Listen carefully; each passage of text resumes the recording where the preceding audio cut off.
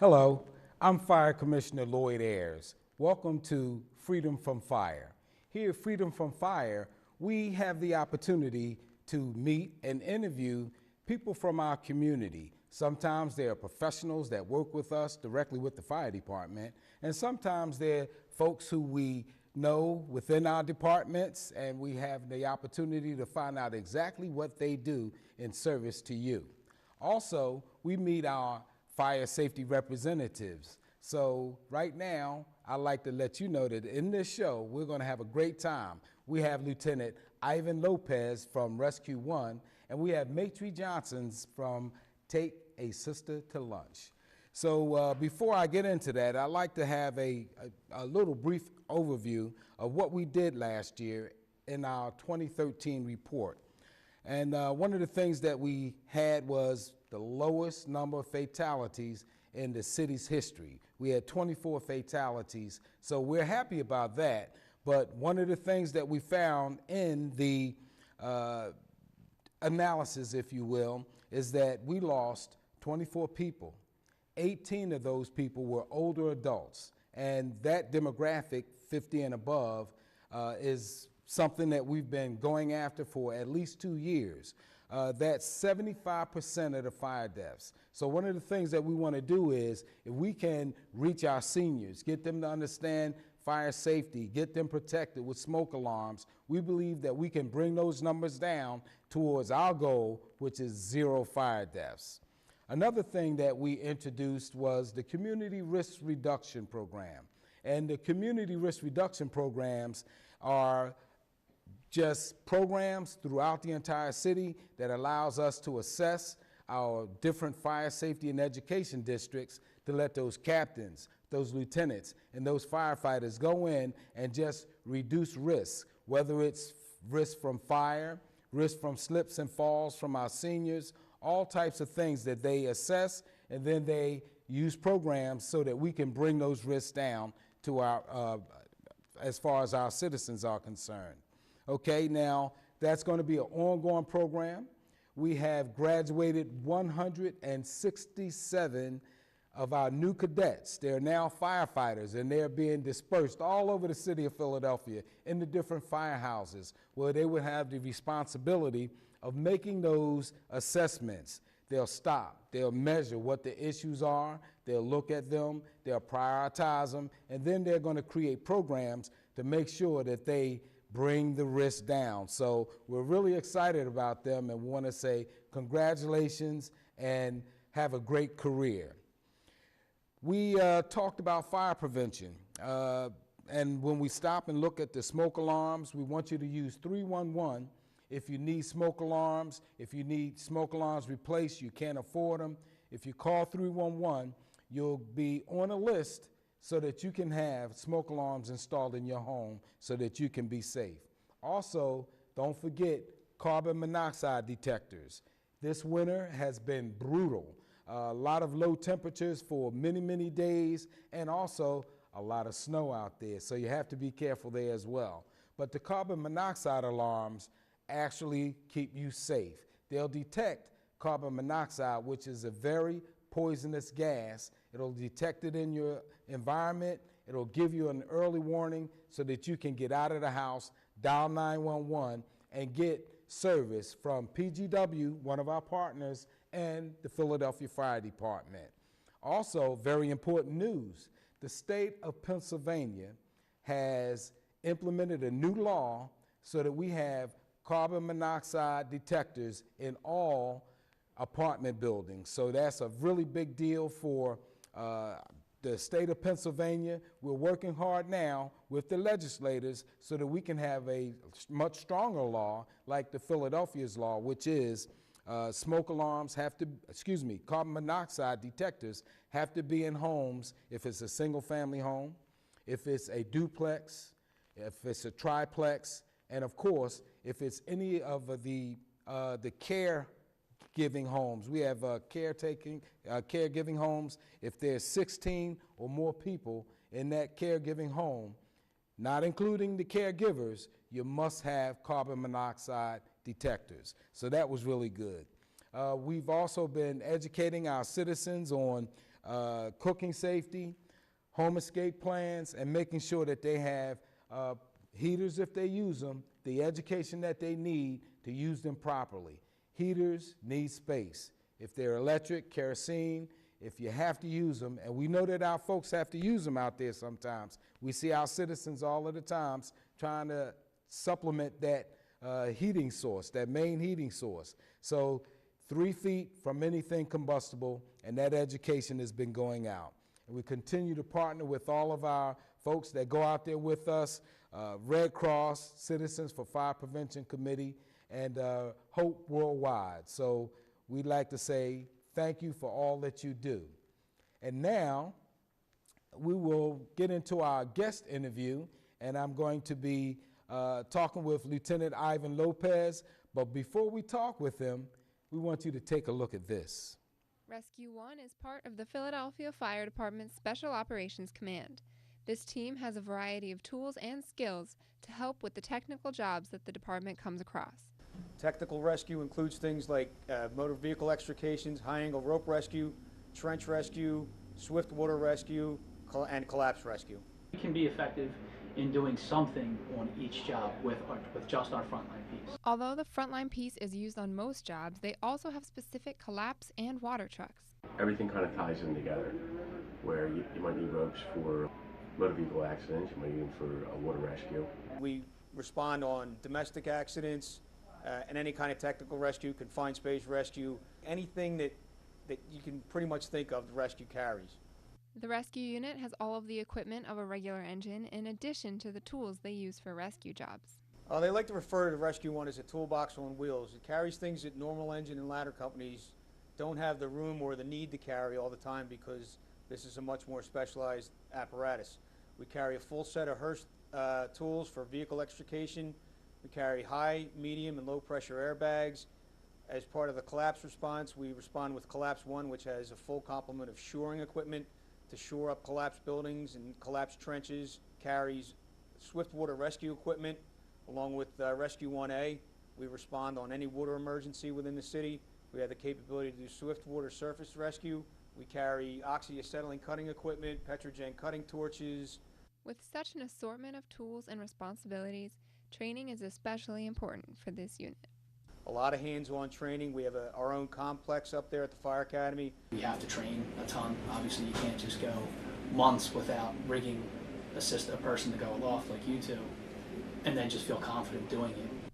On top of being dedicated to the job, Heavy Rescue D Platoon has a special bond. You get some hairy situations with them, and it's a lot of guys on the job. You go through something that's tough, and you never forget those guys. You kind of have a little bit of a bond there. What I like to say is we're a force multiplier. We're here to help bring things to a successful conclusion, and that relies on the expertise of every member of the company. It's not just one or two guys or gals. Everybody working together is what accomplishes the mission. Welcome back.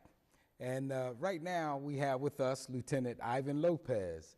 And before I say anything else, I can say I can remember you walking into the Philadelphia Fire Department.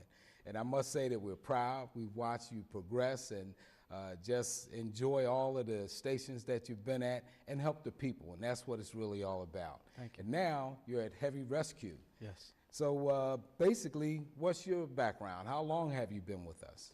I have been with the fire department. March will make 18 years. Out of those 18 years, I've been assigned to Rescue 1 for 8 years. I've been involved with the rescue for 11 and a half years total at both firefighter and lieutenant ranks. Well, tell me a little bit about Rescue 1. Rescue 1 is the only company in the city that is sole rescue purposed.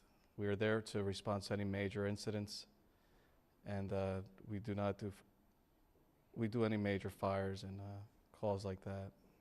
Okay, now Rescue 1, that's a little elitish, if you will. So I know you get a lot of training, so what training is required? To be a member of Rescue 1, we have to go through a structural collapse technician course. We do a basic vehicle rescue course along with an advanced vehicle rescue course. We do swift water rescue, which is done by the Pennsylvania Fish and Game Commission. We do a trench collapse course. We do high angle rescue training. There's a lot of training involved. Yeah, the high angle rescue, a lot of the viewers may remember or see from the news the high angle rescue, and that's one of the more dramatic rescues. But you talked about trench collapse, and I've been on several trench collapses, and they are very, very arduous and painstakingly slow because you want to protect that person or those persons that were buried. And what's some of the equipment that you use for that?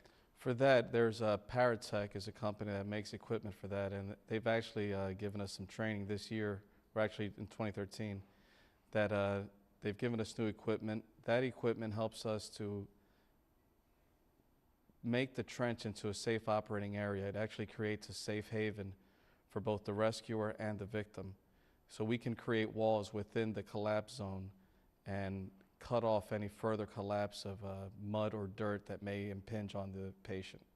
Yes, and I know there's very special equipment that you use for those types of rescues. You want to describe some of the equipment? Sure. The Paratechs are a pneumatic. They use air hoses. We use airbags to cut off the trench. When it comes to the trench, you mentioned PGW earlier. They have a vacuum that we use with an air knife that loosens up the soil, and then the vacuum sucks the dirt out of the hole. And that is a painstakingly long process. Okay, now what about those listening and those seismic devices that I see you use? And I'm just amazed, and I see you come in, set the equipment up, everybody's communicating, and then I see one person that's like monitoring this thing constantly. What about that? The listening first and then the seismic? Yes, the listening device, what that does, it's a Delstar listening device that assists us in dwelling collapses and building collapses. What that does is we have 6 probes that we set throughout the site, and what that does is it allows us to triangulate where the patient may be. That has actually replaced the old seismic listening device because it's so good at what it does that we can actually, depending on the distance and if there's no interference, we can actually hear a heartbeat with this new listening equipment. Well, that's amazing, and that's one of the things we've always wanted to do with our firefighters and our technicians, all of those that are specialists, is give them the equipment that they need to service our citizens should something happen. Okay, and of course that's what our community risk reduction is about, and partnerships with other agencies to make sure that nothing happens. And we do that through our codes, we do that through the different technologies, and education is a big part of that. Now, one of the other things I wanted to ask about is when we come down the street, and I know about it, but our listeners don't, and our viewers don't. We come down the street, you see these huge trucks and everything. It's like, what type of equipment? They got a little glimpse of it, but talk about some of the equipment. Sure. The collapse unit and the Rescue 1A is a water unit that we roll with on specific assignments, but our everyday responding vehicle is what we call the bus. And that vehicle is pretty much a rolling toolbox. Every compartment is designated for different disciplines, different specialties. We have a hydraulic system that helps us with those, with the collapses, like the 22nd Street, that put our equipment to the max. That has diamond lace chains that we can cut through concrete and rebar. On the inside compartments, we have our ropes. We have a 600, 400, 300 spools of rope that allow us to create systems and go off the sides of buildings. We have a glazier's kit if we have on a high rise and we need to cut a window to get to that patient. We have the Hurst hydraulic tools, which we use in vehicle extrication. Now they have a new hydraulic tool, which we were just handed, that are phenomenal and get us in service a lot faster. Okay, fantastic. It's just a myriad of tools and compartments rather, that you have to memorize all of those things. So it takes a little while to put all of that in memory and to have it wrote where you can be what you are, professional. We really appreciate what you do out there. You go on each and every call, just about. If it's a working fire, I know Heavy Rescue is en route. So it doesn't matter where it's at. And you also have 2 sister companies You want to mention those? Yes, there's squad companies, which are what the Heavy Rescue refers to as mini rescues, which they do smaller levels of what we do along with hazmat. They're hazmat certified and they can help our hazmat unit mitigate incidents. Okay, well, that's a great thing. Now, as far as what are your plans for the future? I know that it's your captain, yourself, and 2 other lieutenants. And anything new coming down the horizon for Heavy Rescue? Well, I'm not quite sure, but my plans for the future are not to go anywhere. I've been blessed to be a part of this company for many years, and I hope to be a part of the company for many years to come. Well, Lieutenant Ivan Lopez, I want to say thank you for being here. Thank you for being a part of this program, and Freedom from Fire, that's what it's all about. Now, we're going to return in just a moment. We're going to have with us Matry Johnson, a very special person in our community from Take a Sister to Lunch.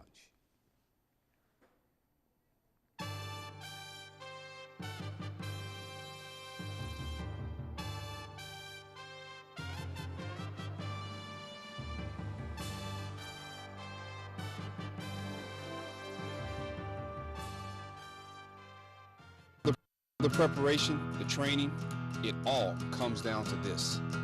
To be a winning team, you have to work like a winning team. We have a job to do out here today. Some people think it's about muscle, but it's really about heart. A lot of heart. My team depends on me. And my team is 50,000 strong. Looks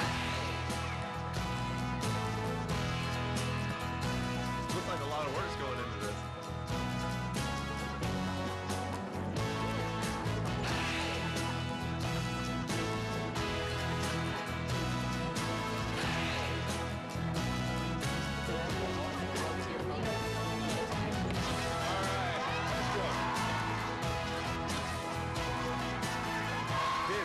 Is what it feels like to be part of a team. A winning team. The action team. Get in on the action at actionteam.org. Are you in? Training is about more than muscle. It's about inner strength. So I push myself. That's why I serve in the United States Coast Guard. I train with the best. A team that shares my drive and commitment. We collect intelligence, guard our shores against drug smugglers, and keep our waterways safe, because our nation expects more. If you expect more, maybe you were born ready. Find out at gocoastguard.com.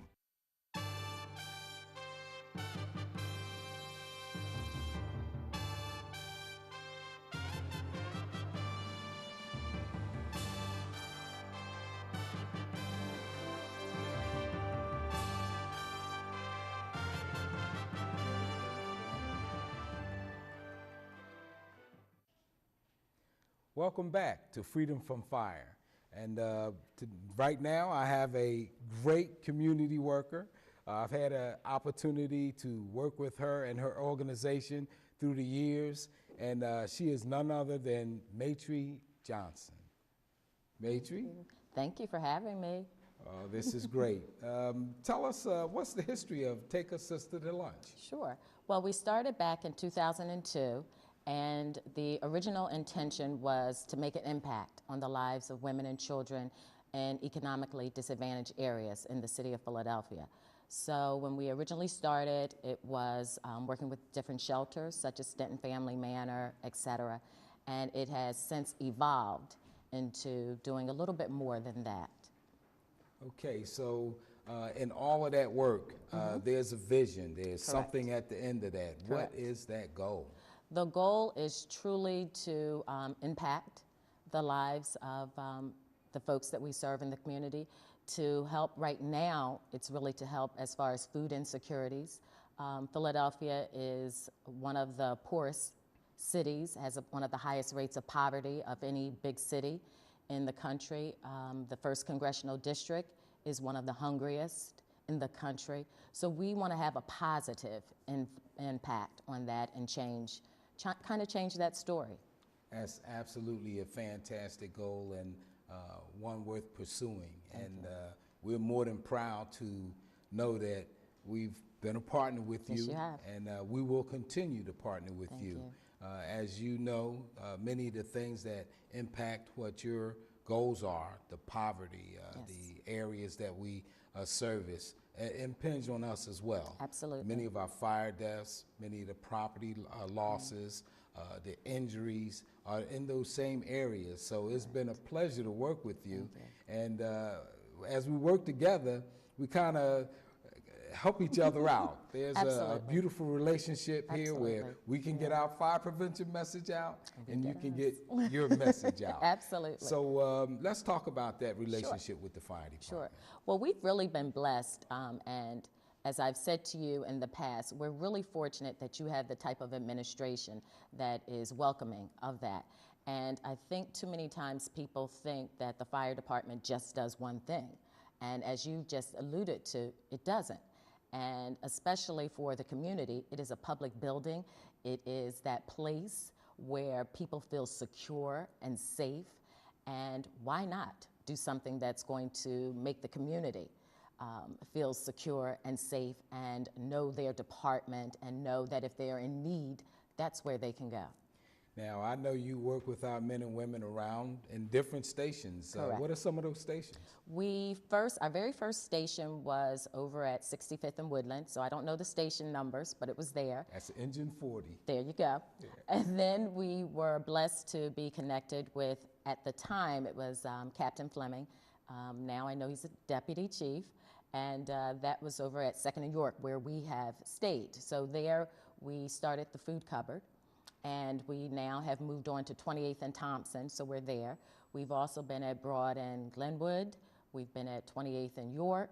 So we really have been very fortunate to be at those stations. I just want to say thank you, because those are some of our busiest stations, and those are where folks need. And we just want to appreciate what you've done, how much you've done in the community, the coat drives. Yes. You know, the food drives, the book bags, getting people back to, the young children back to school, equipped with pencils and paper, and it's just fantastic. And just to look at their faces, just to look at their faces and see how they appreciate what you do. It's fantastic stuff. Well, thank you. And like I said, we could not have done this without the support of you and all of your staff and administration. So just a heartfelt thanks. Well, you talked about going back to Engine 2 with Captain Fleming. Yes. Well, he's moved up 2 ranks since then. You know? I know. So he's been out there, and you do that by working hard and studying, but also by getting out into the community, having the opportunity to partner with community groups like Take a Sister to Lunch. And I know for a long period of time, each and every event that I've come to that your community organization has sponsored, it's just been happy faces. You make people happy, you know, and you take care of those needs. So we really appreciate that opportunity. Now, what are the dates of some of your upcoming programs, and at what stations? So this Saturday, we have actually 2 food distributions. So we have the one at 2nd and York, and then we have the one at 28th and Thompson. Last month, we were fortunate enough that we gave out coats. We also gave out sweaters, and we gave out blankets, brand new. So we never know what our generous donors are going to give, but the bottom line is whatever we get, we turn around and give it back to the community. Well, that's fantastic. And you have Matri Johnson from Take a Sister to Lunch. And I'll tell you, we cheer you on, we appreciate you, and we want to say thank you for being here on Freedom from Fire. Thank you for having me. So we want to say thank you very much, and I would like for you to help me out with giving our viewers a pledge, and that's the pledge to stay safe in their homes. So if you'll raise your right hand, and all of you raise your right hand with me. I love my family, and I am responsible for their safety. Therefore, I pledge the following. I pledge to have at least 1 working smoke alarm on each level of my home. I pledge to test my alarms as recommended and replace my alarms with new lithium battery powered alarms when needed. I pledge that every family member will sleep with their bedroom door closed. I pledge to develop and practice a home escape plan. I pledge that if I cannot afford smoke alarms, I will call the emergency number 311 or visit www.phila.gov/311. All this I do solemnly pledge. Thank you very much. Thank you. We really appreciate it. Thanks for having me. Thank you. Take a sister to lunch, Miss Maytree Johnson. Thank you.